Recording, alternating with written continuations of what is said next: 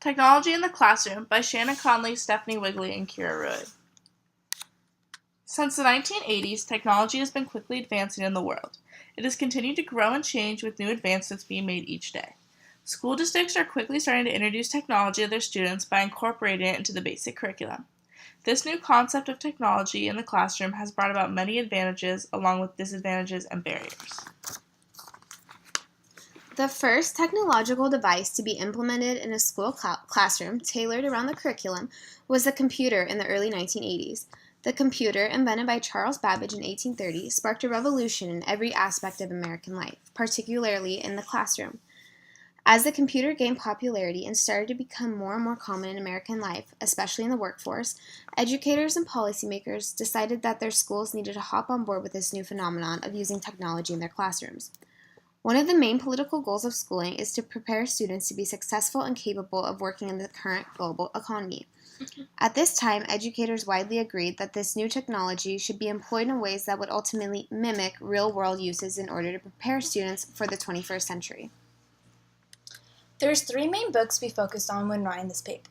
The first book we looked up was Powering Up by Esther Cobley.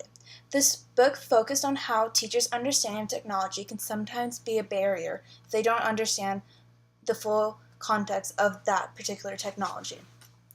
The second book we used was Education for a Digital World by Roche Lupisi and A.K. Hajiki. This book focused on how technology is sometimes a distraction in the classroom compared to an advantage.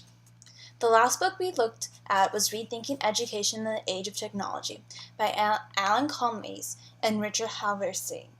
And this book focused on how technology is quite expensive and how much money should a school district focus on for when wanting to spend money on technology. One of the main criticisms of technology in the classroom is how it is being taught and incorporated into the curriculum. Teacher learning has been widely identified as a major barrier to wider computer use. In order for teachers to successfully instruct their students how to use the technology, they need to understand it for themselves. Many teachers are not educated on the new technologies prior to learning them in class, and many students report their teachers taking half the class trying to figure it out along the way. In order for technology to be taught in a proper and successful way, schools should hold tutorials and informational sessions that educate all teachers on how to use the new technologies in the classroom in a proper and efficient way. One leading concern accompanied with allowing technology in the classroom is the increase of distractions and the lack of concentration students may have when technological devices are present. Although computers and other electronic devices can be very useful for lesson plans and for personal note-taking, the devices can pose significant interruptions in one learning process. It is very easy for students to become disengaged in class, and while with a computer right in front of them, they have the ability to navigate to endless supply of social media sites, games, and other websites. It is estimated that about 60% of students use social media sites during class, and it is not surprising that only 9% of students agree with the ban of technology in the classroom. A student who chooses to be actively engaged can still face distractions by his or her peers, by what they choose to do in class with their technology. With technology comes responsibility. It should be the school's responsibility to ensure that their students' engagement and attention spans are not hindered by technology. Schools can do this through having district-approved only websites and blocking any other websites or social media apps and monitoring students' activity. Along with decreasing distractions, a controlled and monitored system on a school's students' websites and apps may also help prevent the issues of cyberbullying that so many schools face.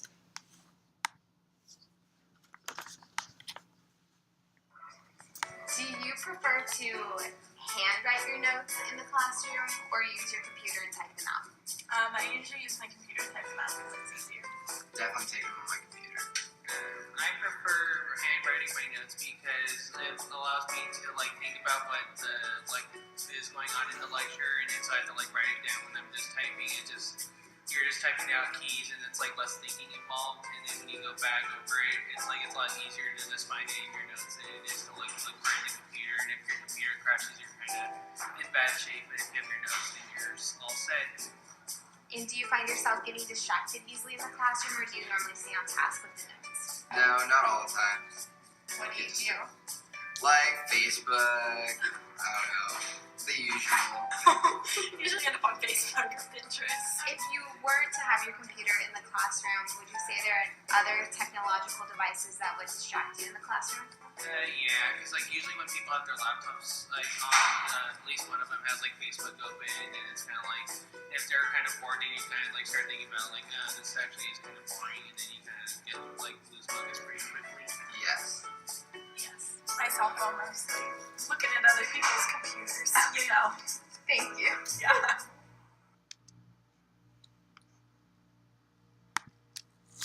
Another issue schools have to address when deciding to integrate technology in their classrooms is determining how much money is feasible and appropriate for their school to be spending on the latest technological devices. Even though this is a time of technological advancement, not all schools are able to give their students the latest technology. Not all school districts can provide the same amount of money for technological devices, and the lower-end schools are falling behind. Education is advancing in the technological age, and the students who do not have the proper technology are going to fall behind. One of the main goals of schooling is to prepare students for their future in today's global economy, and if schools cannot provide their students with the proper tools, students are not going to be ready for the outside world. In order to ensure equal opportunity and equality for all students throughout all schools statewide, equal spending money should be established for all schools. The same amount of money should be allotted to each school that is used for their technology program. Technology has changed our education system more than anyone could have ever imagined. Advancements in technology aids teachers in preparing their students for success and competency in today's society. What has been proposed as a great idea and phenomenon has proven to be more challenging than expected. Although incorporating technology in the classroom does create certain challenges and barriers, technology has no intention of slowing down. Therefore, it is essential for schools to keep up with this movement in order to meet their political goals of schooling. Schools need to be ready to deal with the challenges technology can pose in the classroom in order to take advantage of what technology can offer.